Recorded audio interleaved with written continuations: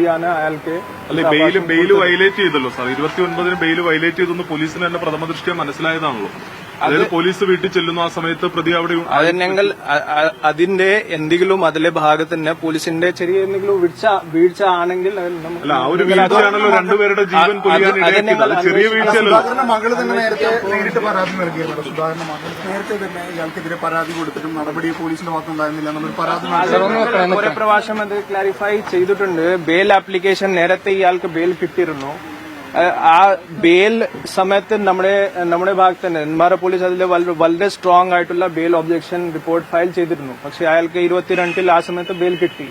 പിന്നെ ഇയാൾ ഒരു ബെയിൽ കണ്ടീഷൻ റിലാക്സേഷൻ ഒരു ആപ്ലിക്കേഷൻ ഫയൽ ചെയ്തു. ആ ബെയിൽ കണ്ടീഷൻ റിലാക്സ് ചെയ്യേണ്ട അതും വളരെ സ്ട്രിക്റ്റ് ആയിട്ട് ഞങ്ങൾ ഒരു അപ്പോസ് ചെയ്തിരുന്നു. പക്ഷെ കോടതി അയാൾക്ക് അവകാശം കൊടുത്തു, റിലാക്സ് ചെയ്തിട്ട് ബെയിൽ കണ്ടീഷൻ റിലാക്സ് ചെയ്തിട്ട് കൊടുത്തു.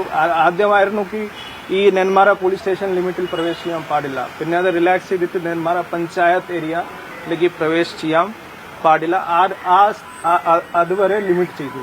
പക്ഷെ ഇതിലെ പോലീസ് വളരെ സ്ട്രിക്റ്റ് ആയിട്ട് അത് അപ്പോസ് ചെയ്തിട്ടുണ്ട്. കോടതിയാണ് അയാൾക്ക് അല്ലെ ബെയിൽ വയലേറ്റ് ചെയ്തല്ലോ സാർ 29-ന് ബെയിൽ വയലേറ്റ് ചെയ്തെന്ന് പോലീസിന് തന്നെ പ്രഥമ ദൃഷ്ട്യാ മനസ്സിലായതാണല്ലോ. അതായത് പോലീസ് വീട്ടിൽ ചെല്ലുന്നു, ആ സമയത്ത് പ്രതി അവിടെ അത് ഞങ്ങൾ അതിന്റെ എന്തെങ്കിലും അതിലെ ഭാഗത്ത് തന്നെ പോലീസിന്റെ ചെറിയ എന്തെങ്കിലും വീഴ്ച ആണെങ്കിൽ അല്ല, ആ ഒരു വീഴ്ചയാണല്ലോ രണ്ടുപേരുടെ ജീവൻ പൊലിയാൻ ഇടയാക്കിയത്. അത് ചെറിയ വീഴ്ചയല്ലോ. സുധാകരന്റെ മകള് തന്നെ നേരിട്ട് പരാതി നൽകിയിരുന്നു. സുധാകരന്റെ മകള് അതിന്റെ ഇത് ഗൗരവമുള്ള ചോദ്യമാണ്. ചെറിയൊരു വിഷയമല്ല സാർ. അതിന്റെ റിപ്പോർട്ട് ഞങ്ങൾ സബ്മിറ്റ് ചെയ്യാൻ പോകുന്നുണ്ട്. ഓൾറെഡി നിങ്ങൾ ചോദിച്ച കാര്യം ഓൾറെഡി ഒരു റിപ്പോർട്ട് നിങ്ങൾ സബ്മിറ്റ് ചെയ്ത് കൊടുക്കാം. പോലീസിന്റെ ഭാഗത്ത് വീഴ്ച ഉണ്ടായെന്നാണോ? എന്തെങ്കിലുമാണ് അത് അന്വേഷണം ചെയ്തിട്ട് നമുക്ക് മനസ്സിലാക്കാം.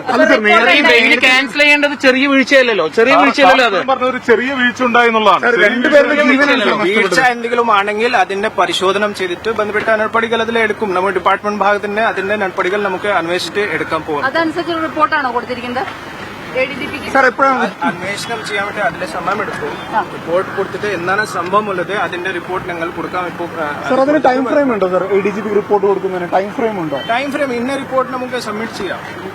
ഇന്ന് കൊടുക്കും.